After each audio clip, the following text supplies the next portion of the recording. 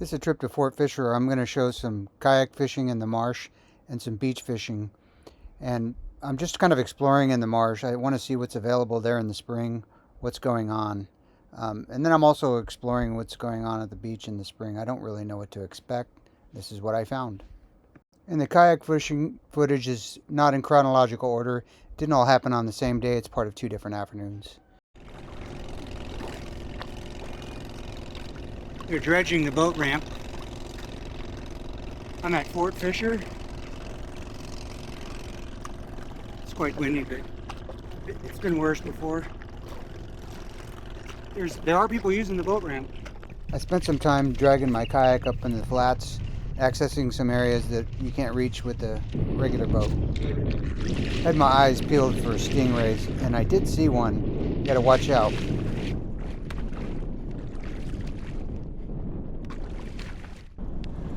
Just catching these like 10-inch drum. You hear that?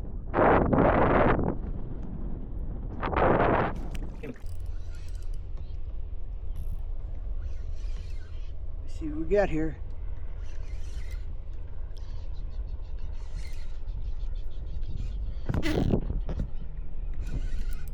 It doesn't fight like a flounder, it fights like a redfish. Oh, he's off. Okay. Hit my bait.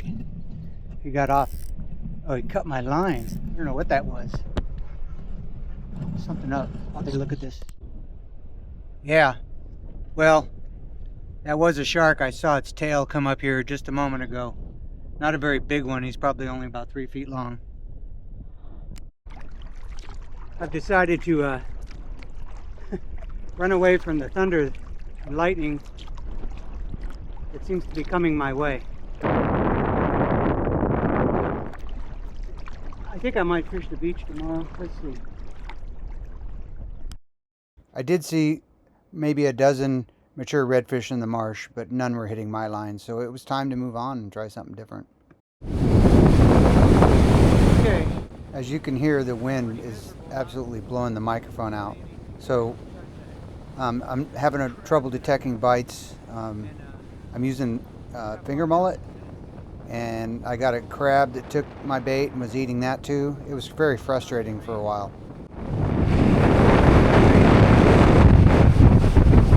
The wind's picked up quite a bit. The best I can. Hey guys, I didn't film it. Flounder. This flounder right here.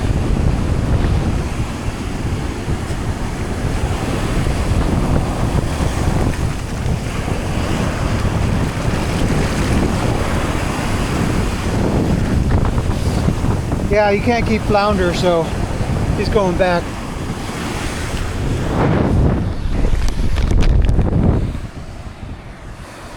Okay.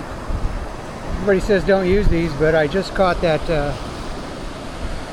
flounder on these, and these sand fleas. What they are good at is when your bait's rolling around in the sand and in the weeds, they're a little bit durable. And trying to keep a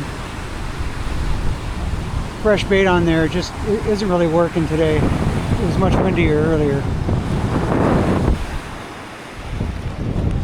Okay, I got my first bluefish. It happened so quick I didn't have time to grab my camera. He ate. I have some gulp there, but it was what was on there was a, what do you call it? Mullet, finger mullet. I was completely drenched, so it was time to cook some bluefish with some sun-dried tomatoes and spices, and then get all my gear back in order and plan the next day. I'm going to show this next section on how I hook my mullet up with some miracle thread in case somebody else is learning. I'm using a size 3/0 circle hook, and on these finger mullet I like that size because it catches a lot of variety of different species from small to medium. It's not going to catch pinfish, you're going to want to go smaller than that. But you should be able to catch a drum or a bluefish or anything around that size into the 5, 6, 7 pound range easily. I like to go through the head because it's hard and holds the hook very well. I go through the head and then the back, and then I use miracle thread to kind of keep it all together.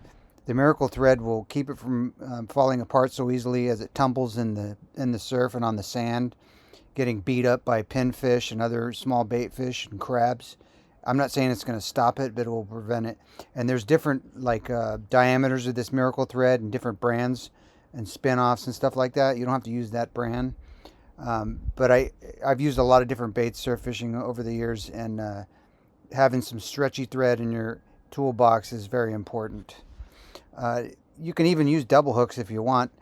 You just have to be creative. And I'm using a dropper loop setup, a paternoster rig, because it keeps my bait elevated off the bottom, so that it doesn't also get tumbled in the sand and get cut up by the particles of sand as much as well. I just find that when the rougher it is, I usually abandon the what do you call it, the Carolina style rigs, unless I'm fishing something real small and on the bottom, in the 1 to 2 pound range.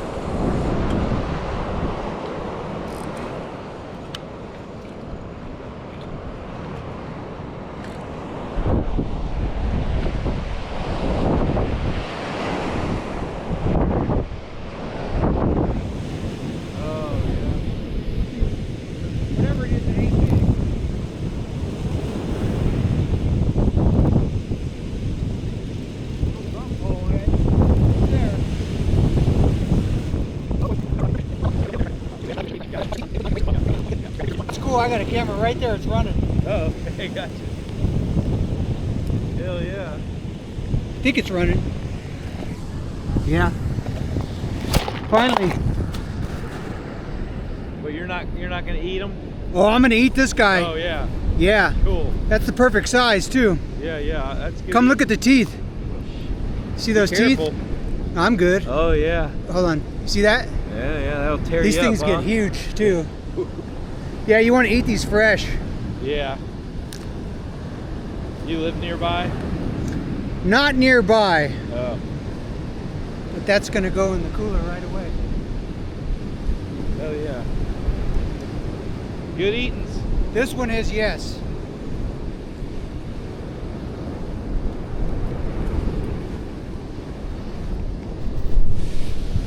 My bluefish.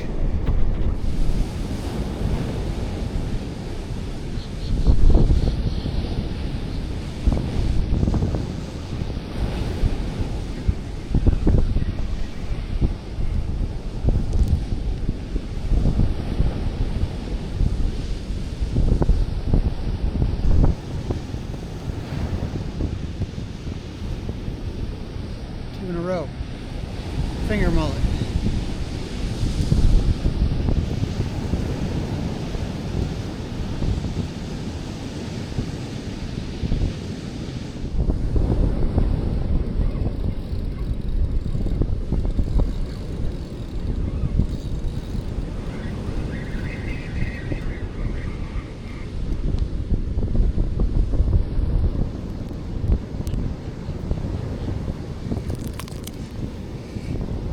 Bluefish to catch bluefish. They're all like in the 1 to 2 pound range.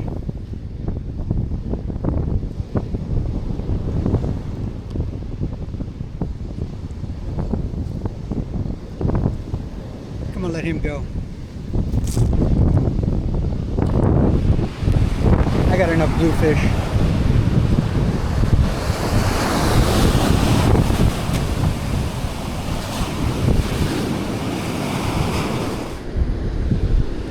Pepe donate to his cause so he can get a wooden leg. He's kind of the boss around here too.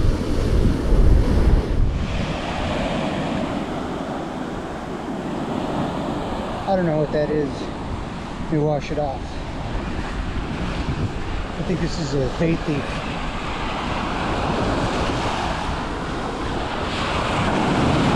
There's a lot of color to it.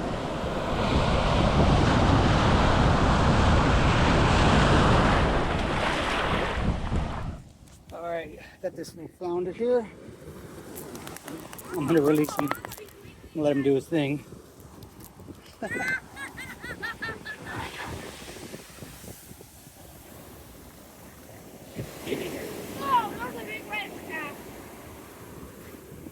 Caught him on a spoon right here on shore.